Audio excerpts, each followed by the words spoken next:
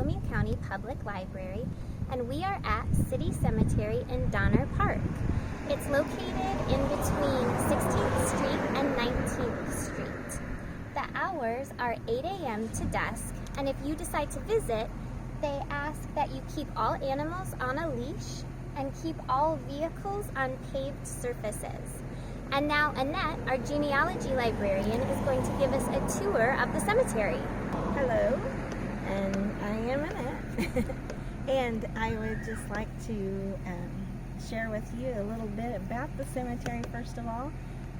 It was established in 1821, which is actually the same year that our county was established. And so with this being the year of 2020, next year will be the bicentennial of our county, but it will also be the bicentennial of this cemetery. So we wanted to take you on a little tour and show you some of the more well-known grave sites that are here in the cemetery. People who were instrumental in making Columbus what it is today. So if you'll follow me, we will start with probably one of the most well-known families in our community. But Joseph Irwin is the patriarch of the Irwin family, and he is buried right here. You'll notice this huge obelisk. I can never say that word. Anyway, it says Irwin on this side. The other side says Sweeney, and then a third side says Miller. And I'm going to share with you just a little bit about how all three of those families tie together. With Joseph being patriarch, as I mentioned, his family lived up around the Edinburgh area. And the story is, and I've read it a couple of times in the paper, that his mother gave him money to take a train to Columbus, but he pocketed the money and he walked here. So that was how he got to Columbus. And his wife, he married a lady named Harriet, and she is buried right next to him here. They had several children, but only two that really lived to adulthood. That was William Blanton Irwin, and he had a sister, and the sister's name was Lenny Irwin, who married a Sweeney, and they are back there. William Blanton Irwin is most known probably to us in that he financed Plessy Cummins and Cummins Engine Companies. He's an important part of our history here. So this is where Lenny Irwin Sweeney is buried, and next to her is her husband, Zachary Taylor Sweeney. Zachary Taylor Sweeney was a minister at the Tabernacle Christian Church, which was the forerunner of the first Christian church that we have across the road from the library. And Mr. Sweeney was actually involved in a lot of things. He wasn't just a minister. He was an author. He lectured all over the country. He wrote a couple of books that we actually have in the Indiana Room.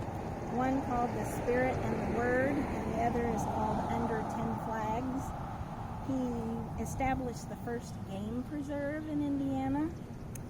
He served as the United States Consul General to Constantinople, which, as I read, is the same position that was held by Lew Wallace at one time. So he was more than a minister here, but certainly he was much loved by his congregation. If you look at newspapers.com at all, you can look up his name and it appears nearly every day. There's something in the paper where he's either doing a wedding or a funeral, or he's doing some other community service for people. Lenny and Zachary, Z.T. Sweeney as he was called many times, had 3 children. they had a boy, Joseph Irwin Sweeney, and then they had 2 daughters. But Joseph tragically died in a swimming accident in 1900. He was about 19 years old. Well, I guess he was about 20 years old, judging by what it says on the stone. But anyway, he and some friends went swimming, and he dove in and didn't come back up, and tragically he drowned in the river. He only had then the 2 girls. One was Elsie Irwin Sweeney, who didn't marry, so there were no children from her, but certainly she had an active life as well. And so their other daughter was Nettie Sweeney, who married Hugh Thomas Miller. That's where the Miller connection comes from. Nettie Sweeney Miller and Hugh Thomas Miller are the parents of J. Irwin Miller. And for people that are probably around my generation, J. Irwin Miller and his wife Xenia Simmons Miller are probably the ones we're most familiar with. And they are buried right here on the other side, right in front of his parents. Okay, so now we are at the Krump Monument, and I don't know, I hope you can see this whole thing. This actually, I think, is my personal favorite. I love the detail and the woman. I don't know, I just think that's beautiful. But this is where John Smith Krump is buried. He and his wife Emma. John was the youngest son of Francis Jefferson Krump, and Francis would be probably the patriarch in that family. John, as he grew up, the Civil War came about, of course, and John wanted to enlist, and his father didn't want him to. So one of the things that I read about him was that he ran off to Madison and enlisted there, and he was the youngest in his company, and he enlisted as a musician, and he was eventually sent home. But he didn't stay here real long. He moved out to Kansas, and he started a store out there, and he met his wife out there. Eventually they came back to this area, and they didn't stay real long then either. They went back out west for a little while. Eventually he ended up here with his family, his wife and family, to stay. And we are so lucky that he did. Because he had the first and only, actually, streetcar system. And in his obituary, I think I read that it wasn't like it made him a lot of money or anything, but the community loved it, they enjoyed it, so he continued to keep that going. And to me, that's just the mark of a man who loves his community and wants to make it better. And so he's also the Krump behind the Krump Theater, and that's on 3rd Street. Obviously not the Krump Theater that we know and see today. It didn't have that look to it when he was living, but he's the one who started it there. And if you want to read more about that, you can check out David Sechrist's book about the Krump Theater, and it talks a lot about the family and the history of this Krump family. Not only is he buried here, but his son-in-law, his daughter, is buried here, and I didn't look up all the relation of everybody that's buried in this family plot, but I just wanted to point out that he is someone really to be looked at when we look at the history of Columbus and our county. He furnished heat and light to the city from a plant which power was furnished to for the street railway system. He had bought the Bissell property, and he reconstructed and remodeled, and it became the Belvedere Hotel. The community loved him so much that they presented him with a gold medal in 1903. Really cool to see in person. You know, he was obviously much loved in his community for the people to give him something so special like that. But I just wanted to point out John Smith Krump. So this is the mausoleum that enters Francis Thomas Krump. And Francis Thomas Krump was a brother to John Smith Krump that we just looked at. Francis Thomas died a few years before John, and Francis had this beautiful mausoleum built for, it would enter about 20 people, I believe. And there was an article actually in the newspaper in December 6th of 1912 that talked about the mausoleum and how much it cost to build it. It cost $20,000 in 1912 to build this mausoleum. And you can see the date up on the top of it. You can see Francis' name on the front.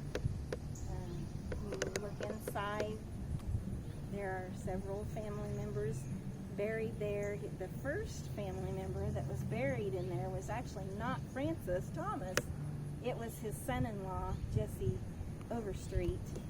He died rather unexpectedly and fairly young, but he was the first one to be interred in the mausoleum. So, but if you step around here just for a second, there are stained glass windows on the sides. There's one on each side that allows some light to come in. So you can see that. I tried to look up and see how much $20,000 would be today, and up to about 2010, it was like, I don't know, $500 and some thousand. So, you know, imagine that even more now. You know, we're 10 years later. It's I believe the only mausoleum here in the city cemetery. And when John Krump died 3 years later than Francis, in John's obituary it mentions that his brother had passed, and it said that that Francis, at the time that he died, was the wealthiest man in Bartholomew County.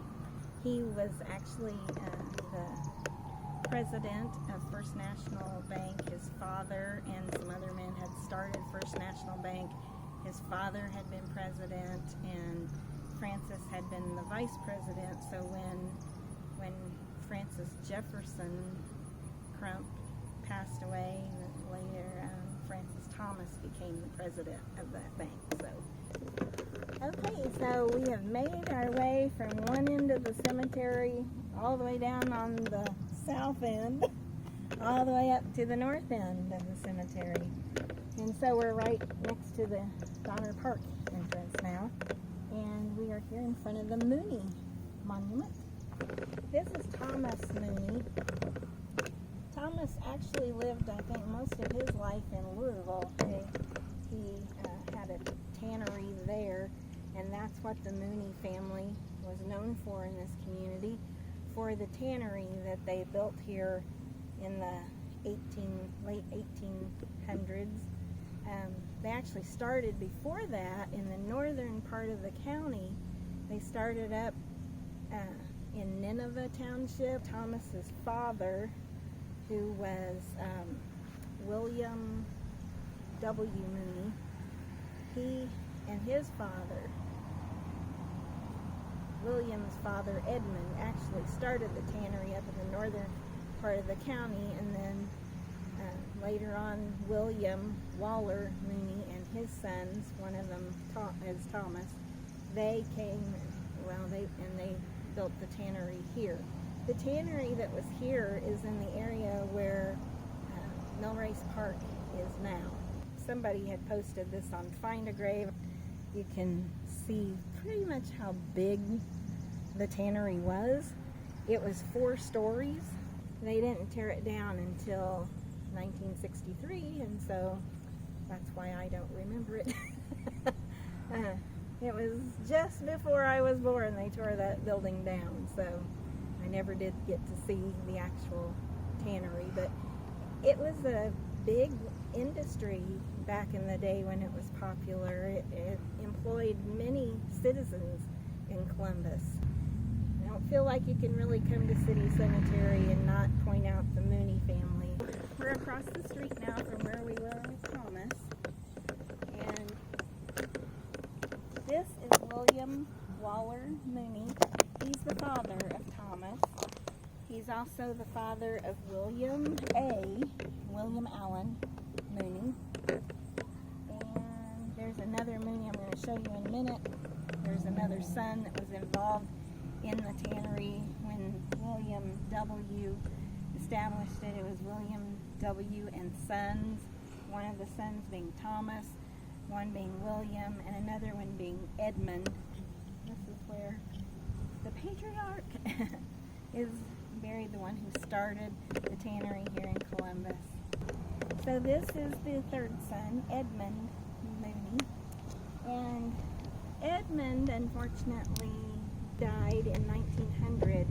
His horses, they were out, he and his daughter and some other family members were out for a drive with the horse and buggy, and what I've read is that a dog scared the horses as they were coming home down on around 2nd and around Brown Street, somewhere in that area, and the horses took off and hit something in the road, or hit a curb or something. Anyway, it upset the buggy. The people were all thrown out, and Edmund seemed fine at first, and then later on started having problems, and then ended up dying from internal injuries. So actually, he died in 1900, and so did his father. His father had just died a few months before he did.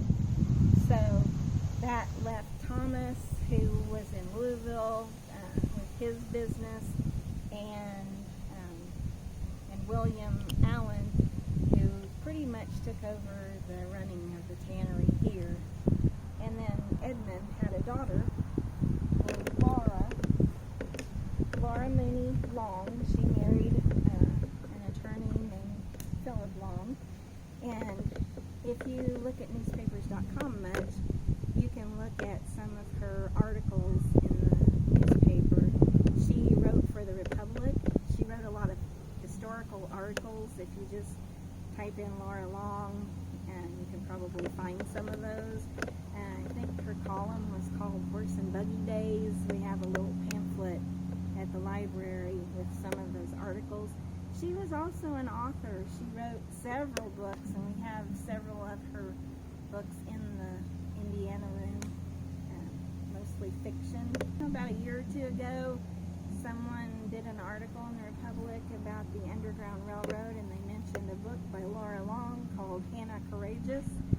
And after that article came out, several people came in the library looking for that book. So it had new life. We still have it. We have several other books by her, so if you'd like to check those out, you can come and look for Laura Mooney Long. There's one more Mooney I want to share with you. This is David Marion. Some places I've seen his name written as Marion David, and when I have looked him up, he mainly went by the name of Marion. So the other interesting thing about him, though, here on his stone it says he died in 1896, but in the newspaper he didn't actually die till 1899.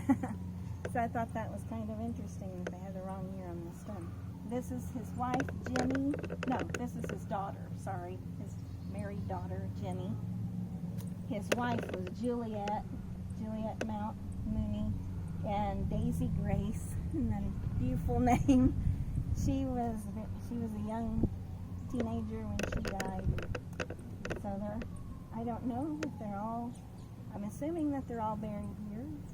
I don't know about Jenny's husband, where he is. David Marion, or Marion David, whichever way it was, he was a brother to William W.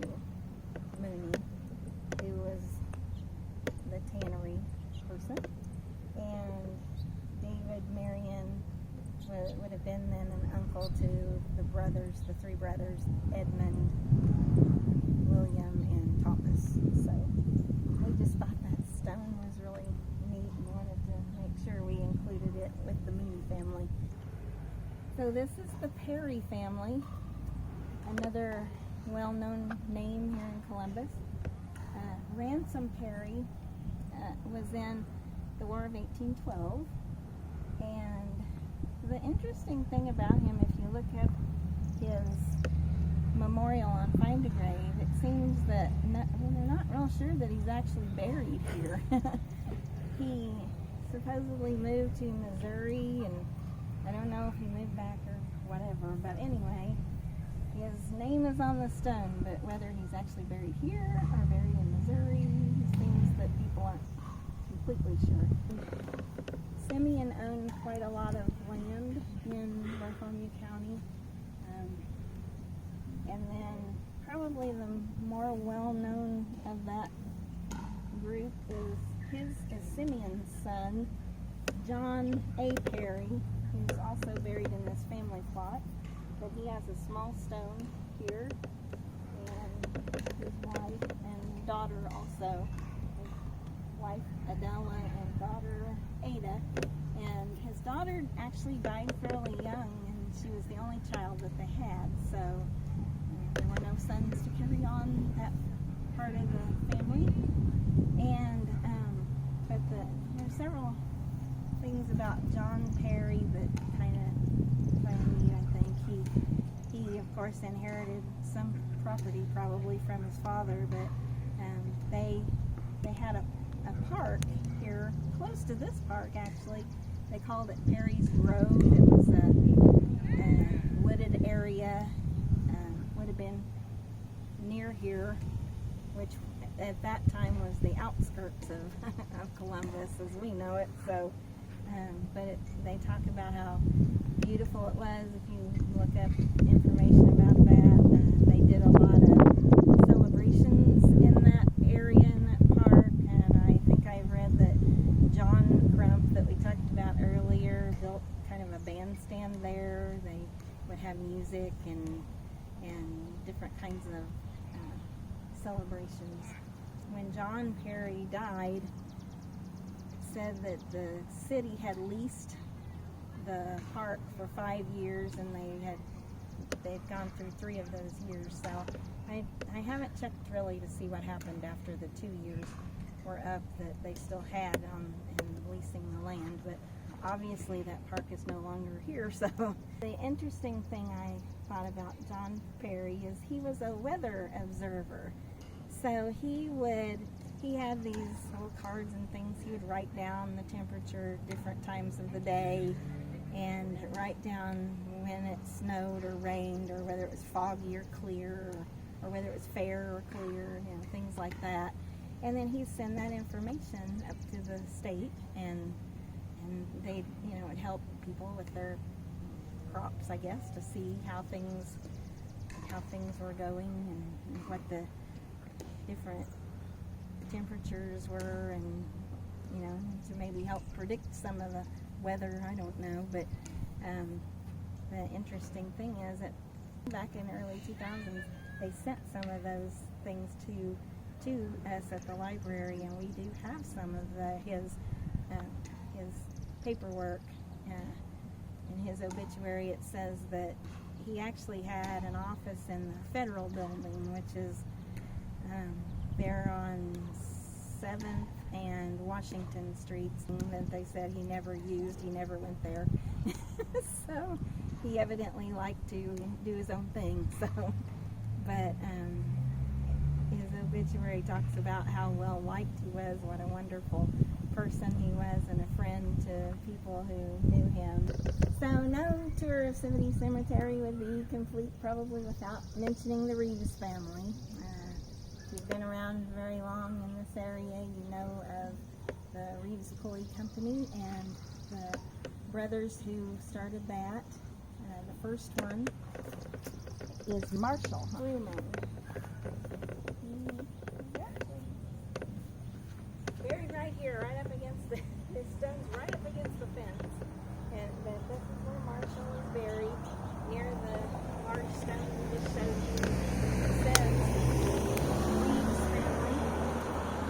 And then we have his brother, Milton Othello Reeves, Milton O. And then after Milton is their brother, whose name is Gurney Lafayette Reeves. And so these brothers, actually, their family was from Rush County, the area around Rushville, and they moved to Columbus when they came of age in the late 1800s, I guess. And they came to Columbus because this was probably more of an industrial area than what Rushville is. So, and I don't know exactly why they chose Columbus, but anyway, they did end up here. You may have heard about their endeavors into the automobile industry and their autos. You can probably read a little bit more about them in a local book that we have at the library called Legendary Locals by Tamara Iorio.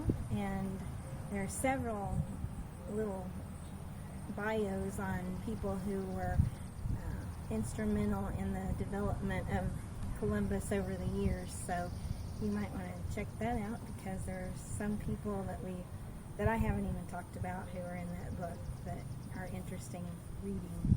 But the Reeves family certainly employed a lot of people in Columbus. They were a well-known industry here, and so we didn't want to leave them out of this tour. If you know anything about City Cemetery, some of you can probably guess the last place we're going to end up here. Okay, we can't talk about City Cemetery without finishing up with one of the most influential people that touched Columbus, and that is Cummins. Without him, there would be no Cummins Engine Company. Certainly without W.G. Irwin, who we talked about earlier, there wouldn't be either, since he was the financial backer. But Clessy was the know-how. And so you'll notice he just has a simple stone, you know. You might expect that someone like that would have a great big stone in the cemetery, but he lived very simply, I think, and even though he has a small stone, he made a big impact here. So this is where he's buried. Ethel Cummins was his first wife, and then Estella Cummins is his second wife. I believe that Beatrice was a daughter of his, and then Reynard Sr. is a son, which is him and his wife, and then Josephine and Francis, those are Clessy's parents. He didn't start out in Bartholomew County. He was actually born in Henry County, but they moved around some, and he ended up here in Columbus and ended up as the chauffeur for W.G. Irwin, and that's where that connection came from. And so without the two of them, there would not be a Cummins Engine Company. So we're grateful to them for that. And that actually concludes the tour that we have. I know that we probably didn't touch on some people that maybe you would have, and so, you know, we couldn't include everybody. We'd like to, but we can't. And so we picked out a few that we wanted to share with you tonight, and hopefully in October we can meet here in the cemetery and walk around together, and we're going to look at some of the stones and talk about some of the stories of people who were a little less known, people that we still want to remember for their life that they lived, and we just don't want to forget. So hopefully you can you'll be interested to join us in October for some of those stories. So thanks for joining with us.